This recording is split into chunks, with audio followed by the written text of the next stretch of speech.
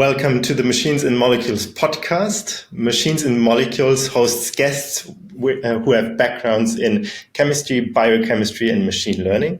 And our guest today is François-Xavier Briol, or FX, as he likes to be referred to.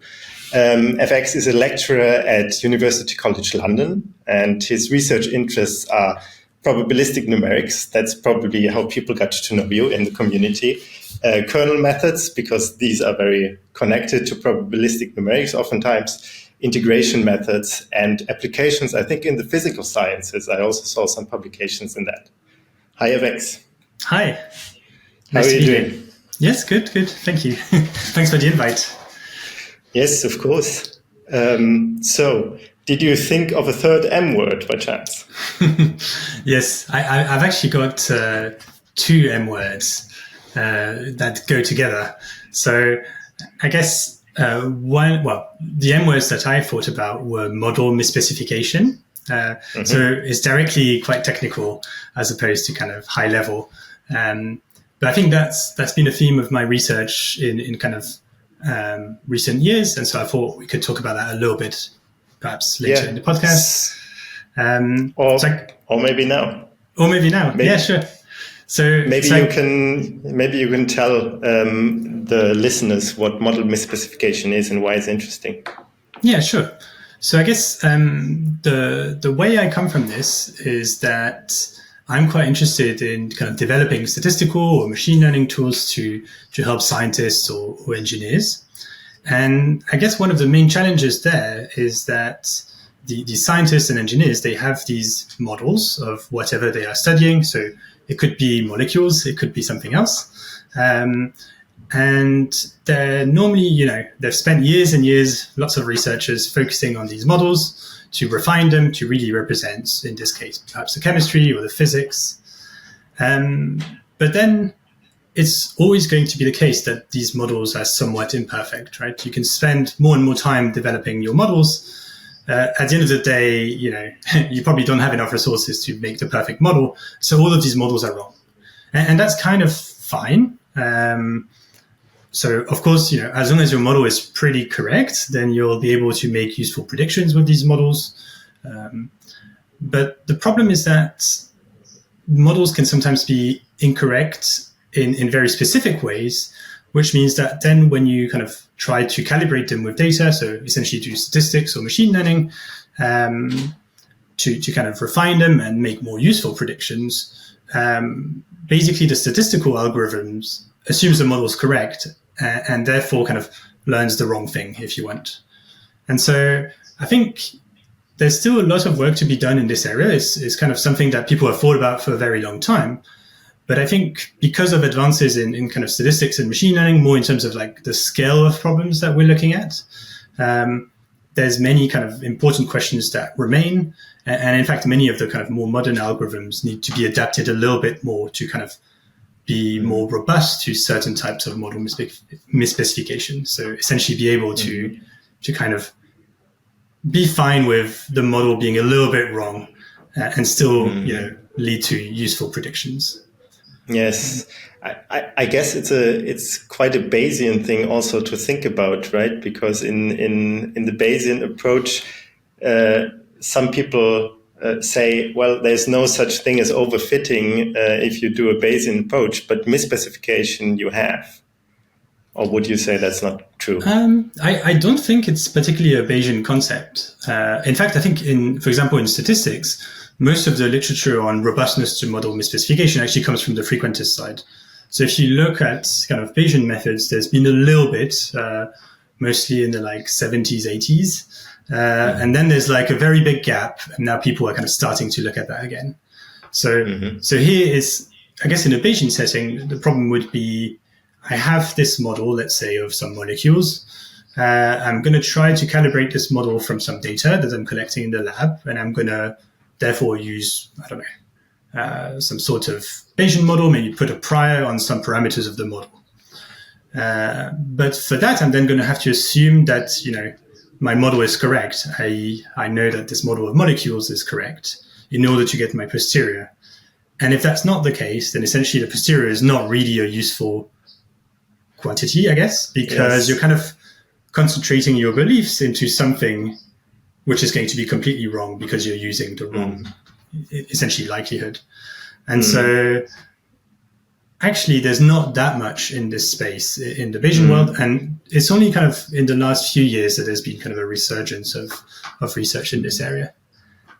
So I think there's much more to be done, mostly because, we're now starting to use kind of, whether it's Bayesian or not, statistics and machine learning in kind of more interesting scientific problems where, it does matter if you focus on the wrong predictions.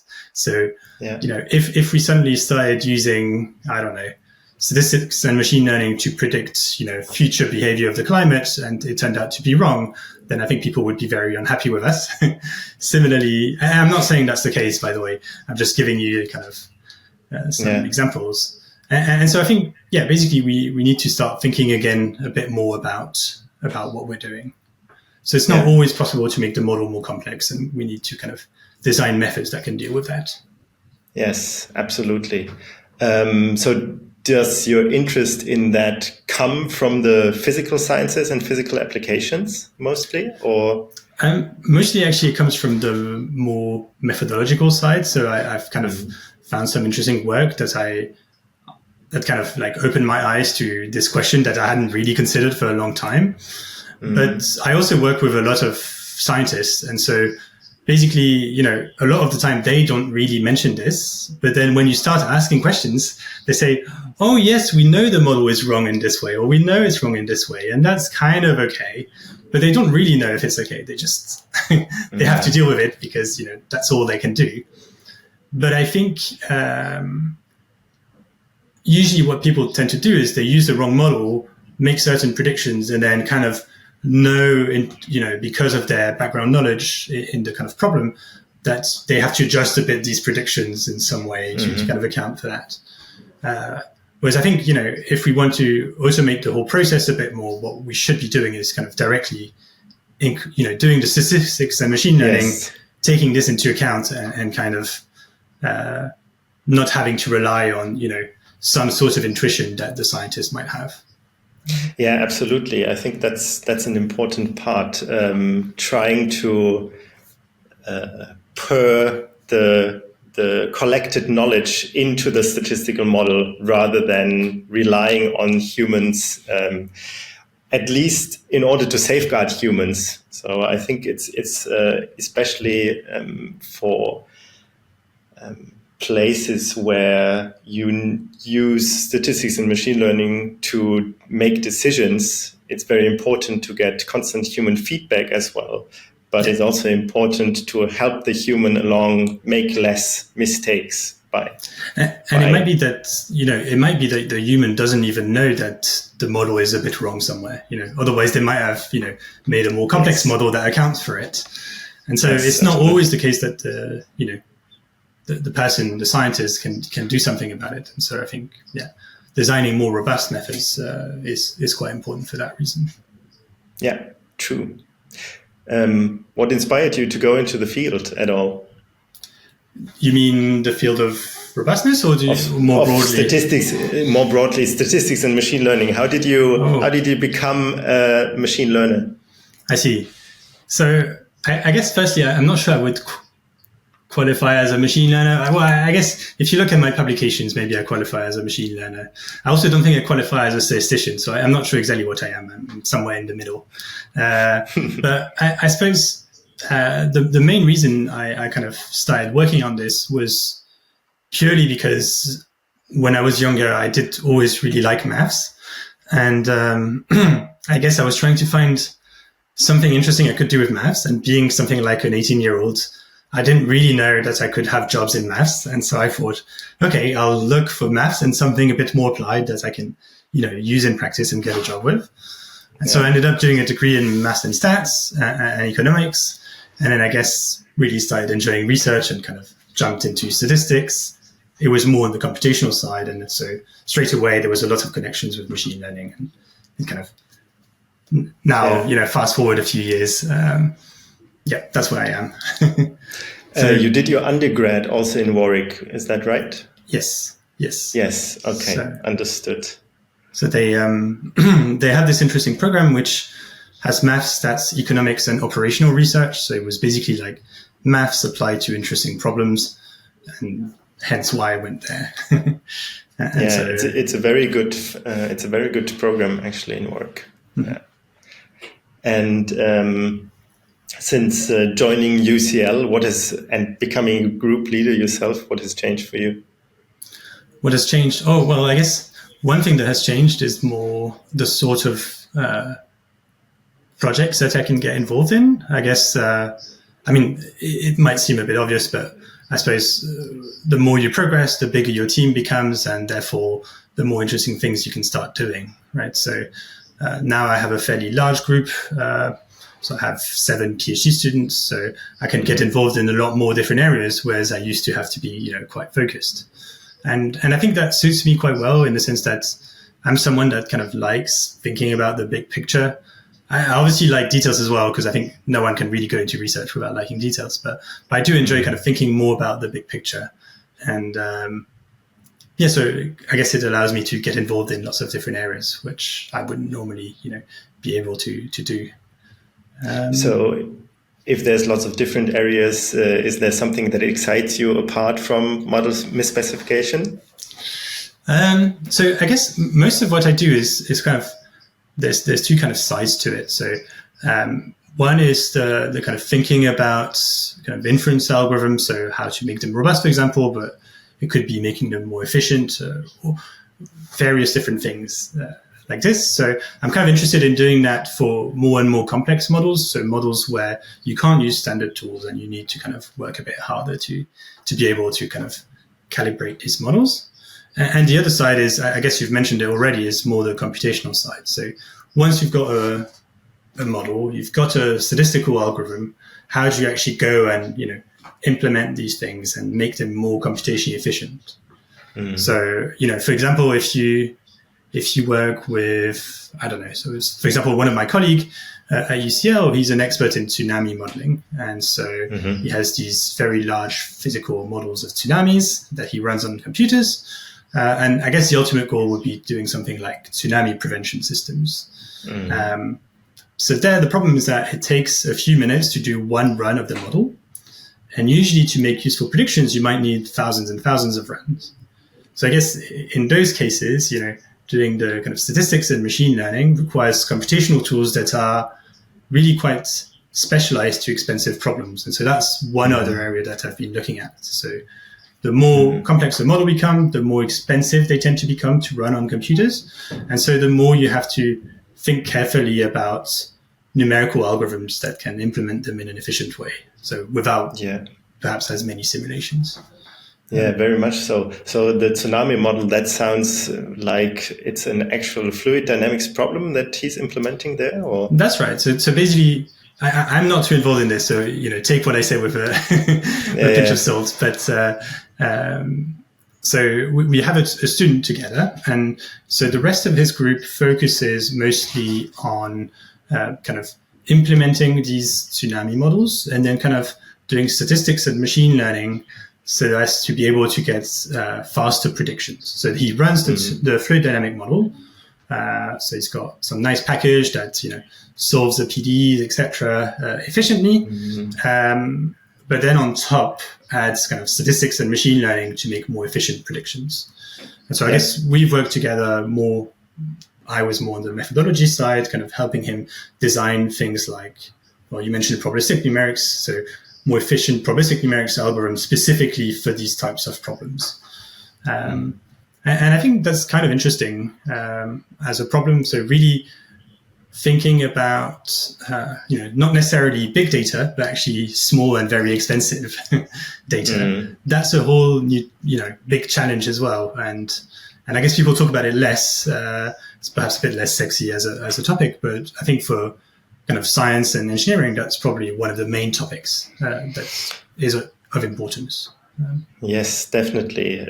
Also, I think some other people see this as an area to improve in. Of the more well-known ones, Andrew Ng is talking about models for small data, rather. But we also see it at the company that collecting data points is just so expensive, because in order to get 20 data points, you have to do an experiment for 3 months or something. So I used to see these papers from university where I thought, well, this is kind of contrived. So you claim that a data point is so and so expensive, so you can do this very expensive numerical integration method and justify it by that, but that's actually the case for some applications. Yeah.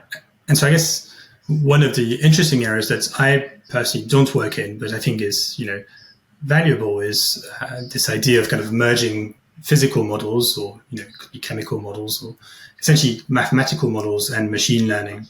So I think kind of trying to think about how can we embed some of the properties encoded in these physical models into our machine learning models, so that you don't need a gazillion data points. You can use much less. I don't know about 20, but yes.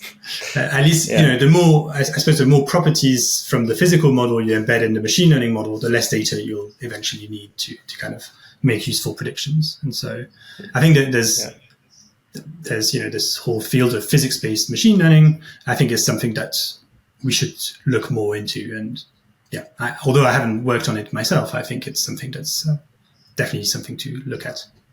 Yes. Is there something like this that excites you about the development of the field, but that you don't go into yourself at the moment? Well, yeah. So I guess physics-based machine learning.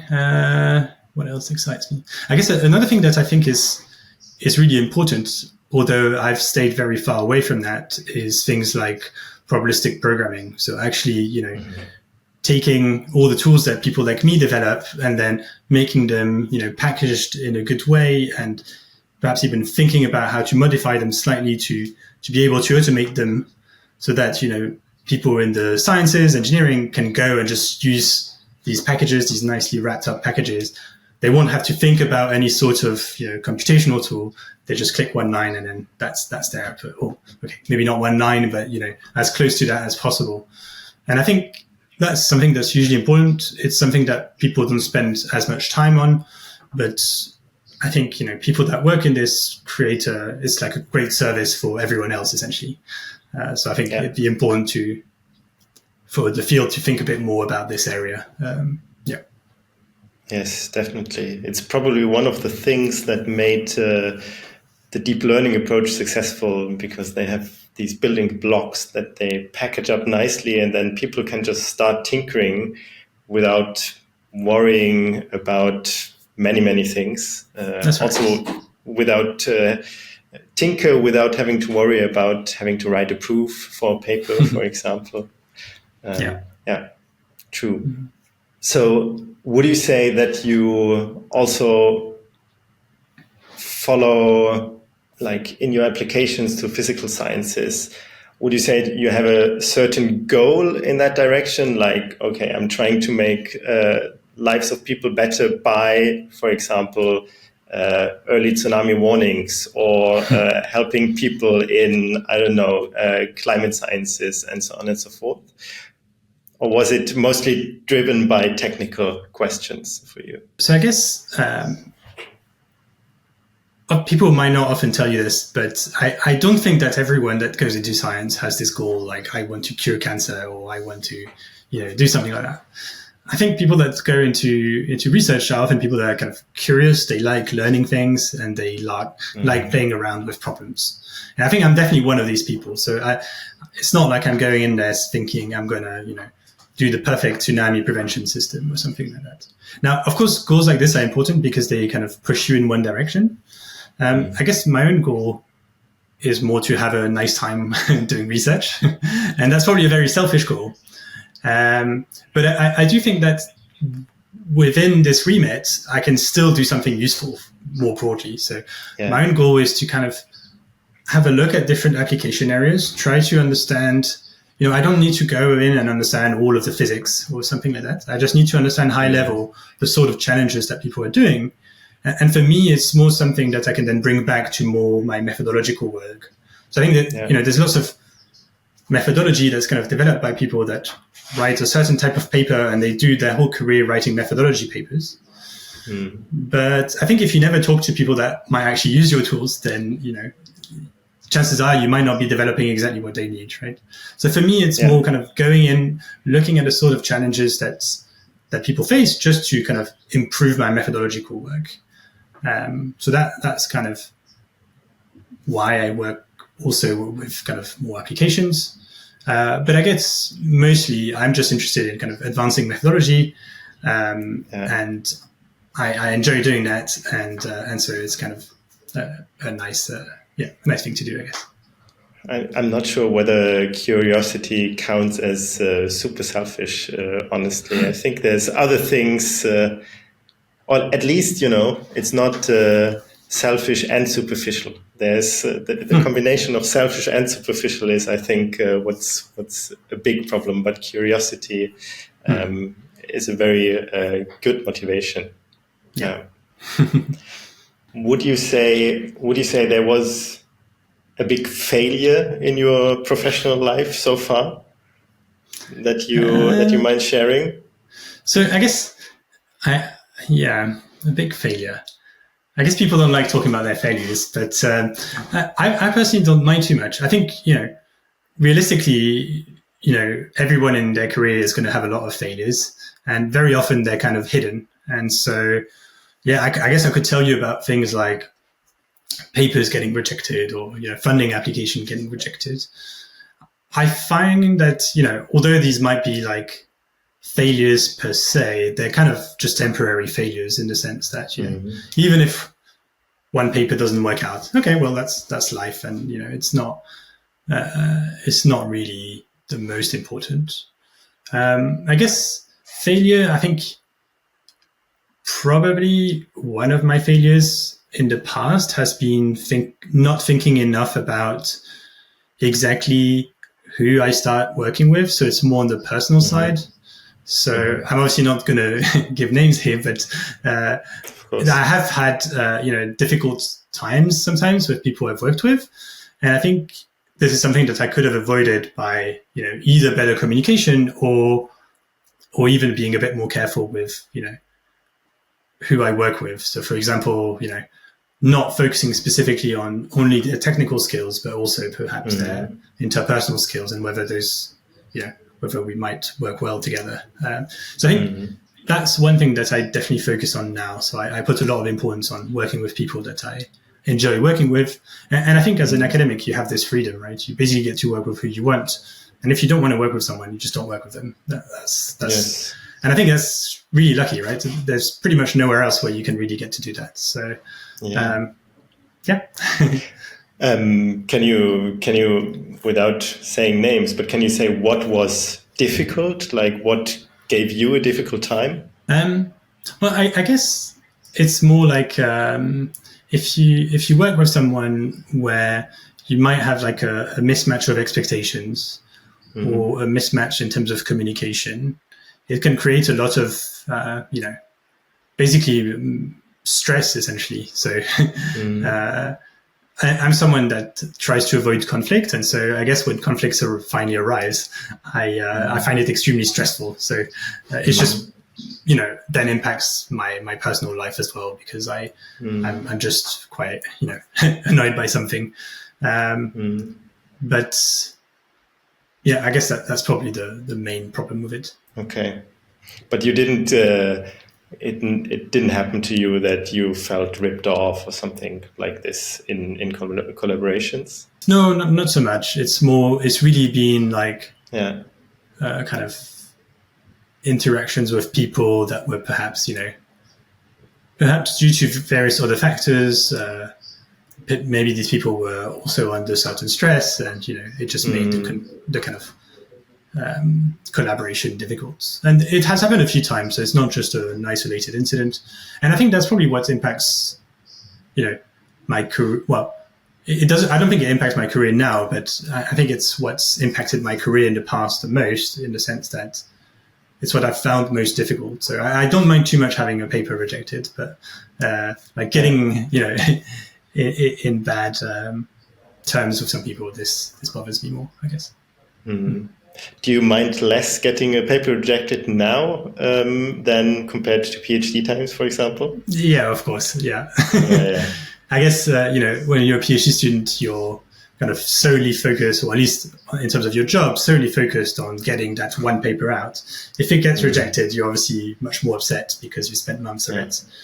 Whereas now when I work on, a number of projects at the same time, if one of them fails, well, it's more, I'll spend some time thinking about why it failed and kind of what I can do to change that. I think also now I find it a lot more obvious to see, like, in advance which ones are likely to fail and which ones will not. And I think that makes it easier. So most of the time, I think my student will agree with that I'm someone that's a bit obsessive with getting, a good finalized product. And so a lot of the time, I think now it's more that I'm able to prevent some easy rejections that might not have been possible before because I didn't know everything. So I know exactly where to look for weaknesses in papers and, try to do something about them. And how do you try to coach your students for not caring too much or not, not being too set back by a rejection? So coaching them to not be upset too much. Well, I suppose it's in part about kind of expectation management. So, these days, for example, in machine learning, everyone will tell you that there's a lot of randomness in kind of which papers get accepted or not, right? And that's partly because, well, we have so many more papers and we therefore have to reach out much more in terms of who we ask to be reviewers. And so there might be a bit more stochasticity there. So my kind of approach, at least my approach, and I try to kind of instill that in my students. I'm not sure if that works, but it's to kind of assume that once I've submitted a paper, this paper does not exist anymore. And it kind of goes in some box somewhere. And I'm just not going to think about this paper until I get an answer. It's not the easiest thing to do, but at least it avoids you thinking all the time, oh, when is my paper coming out? When is my paper when is the answer coming back? When is the answer coming back? And then suddenly you get a rejection and you're really upset. At least, if you've forgotten about the existence of this paper, you get a rejection. Okay, well, that's, it's a bit easier to manage, I guess. Although it also makes it a bit easier to then restart and make some changes. So that's... Yes, right. It's a kind of a Zen type of approach, right? You just focus what's lying in front of you and you work on that. And once you're done, you do whatever comes up next. That's it. That's right. Yeah. At least that's how I do it. And that's what I try to instill as an approach. But I'm not sure that it's the perfect approach. I'm sure there's other ways. But at the end of the day, rejection is rejection. Everyone's going to get rejections. And yeah. Definitely. Yes. It gets much easier, I think, once you've cleared the self-worth stuff out of the way and sure. Some papers are going to get in, some papers are not going to get in, whatever. Yeah. I think especially in research, people associate their self-worth, even kind of personal self-worth, a bit too much based on their research. So, it's not because you get a paper rejected that you are some sort of, I don't know, not a good person or, not good enough in some way. And it's a bit of a shame. And I think it's because people care so much, right? You don't go into research if you don't care. And if you pour all your energy into something, it's kind of, I see why this connection is made. Yes. But it'd be good if you could, help people to, separate the two a bit more. Absolutely. It's a bit like, it's a small part of the artist syndrome where everything you put in your work is your whole self. It's not as extreme as that in science, but goes in the direction. Yeah. Yes, exactly. Yeah. And maybe to wrap up, tell us a bit about how it was for you to go from being a researcher working on the content a lot yourself towards having students and tutoring them and managing people, basically. I think it's definitely something that's hard. but it's something that I've put a lot of effort into. So it's been kind of, I would say, one of my main focuses in the last few years, kind of doing this better. And I think I can always improve, right? That's for sure. But at least just continually thinking about it and thinking of ways to improve it is, I guess, the way forward. I think there's certainly a lot of people in academia that, they like the research side, and then of course they're good at it, so they progress, but then they want to continue doing just the research and they don't really care about the rest. It's just noise because you progress. And at the end of the day, they don't think as much about these sorts of aspects, and so that leads to kind of unfortunate situations, I guess.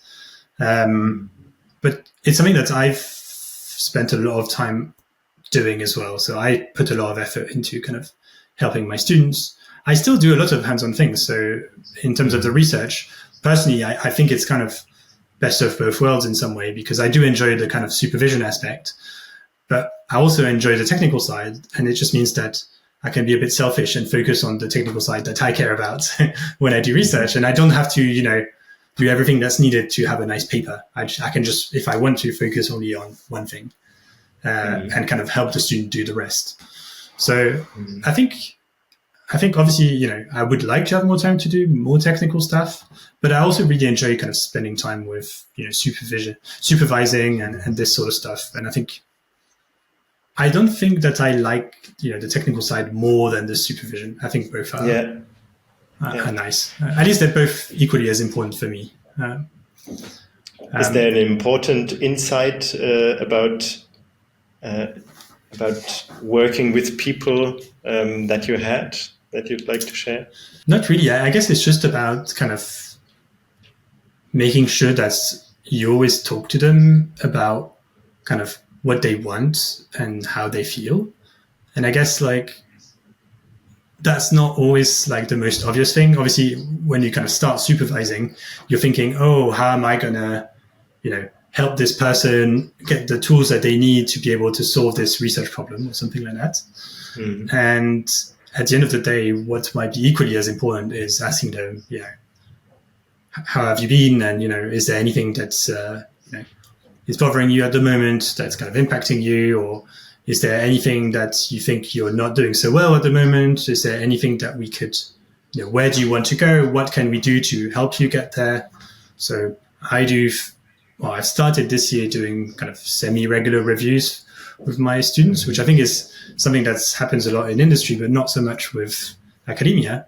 And, these reviews are not extremely serious things. So there's a list of questions that they have to think about in advance. And we just discuss the questions. And it's not like I'm going there and taking notes and saying, oh, he or she didn't answer so well on this question. It's not really like that. It's more to kind of find weaknesses and try to see what we can do about those weaknesses. Or if they're not weaknesses, things that they don't like, which could be improved. And I don't know if that's a major insight. It's just something that I started doing, and I think it's quite nice. I was doing it more informally before, and now I think adding a bit more formality forces people to take it seriously and really think about it. I think it sounds like a good idea to write down things to ask yourself on a regular basis in order to improve. And also, it's important what you say, to not have a power imbalance by going in and making notes and evaluating people, but rather giving them the impression of helping them actually. Yeah, I mean, at the end, that's what I want to do, right? Helping them. It's not like, if they finish their PhD and they have one less paper because they spent lots of time doing this thing, which is good for them. I'm very happy for them to do that. That's not a problem. It's not just about the amount of research created during the PhD. It's also, what do they learn? Will they learn things that are going to be helpful for them afterwards? How are they feeling about the whole process? Are they happy with their research? Do they find it stressful? That's kind of equally as important, I think. And super. Thank you, FX, for the nice chat. And I hope we see each other when you are in Germany next time.